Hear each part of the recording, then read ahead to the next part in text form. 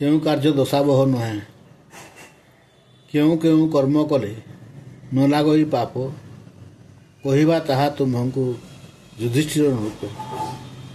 ବିଶୁଦ୍ଧ ବ୍ରାହ୍ମଣ କୂଳେ ଜନ୍ମ ହୋଇଥିବ, ଶସ୍ତ୍ର ଧରି ମାରିଲେ କାହାକୁ ମାରିବ। ଅଜ୍ଞାନେ ବା ପ୍ରାଣକ୍ଷୟେ ଯେବେ ସୁରା ଦ୍ୱିଜ, ପିଓଇ ସଂସ୍କାରେ ପୁଣି ପାଏ ବ୍ରହ୍ମ ତେଜ। ସ୍ୱପନରେ ରତି ଭୋଗ ହୁଅଇ ଯାହାର, ବ୍ରତଭଙ୍ଗ ଦୋଷଟି ଯେ ନୁହଇ ତାହାର।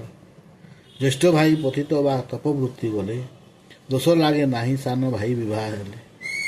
ତୀର୍ଥସ୍ଥଳୀ ଅଯୋଗ୍ୟ ବ୍ରାହ୍ମଣକୁ ଦାନ, ଦେଲେଟି ଧର୍ମ ଲୋପ ନୁହଇ ରାଜନ। ଅସତୀ ନାରୀ ଛାଡ଼ିଲେ ଦୋଷ ଲାଗେ ନାହିଁ, କହିଛନ୍ତି ଏକ ମୁଖେ ସର୍ବ ଋଷି ସାଇଁ। କାହାର ଜୀବନ ବୃଥା?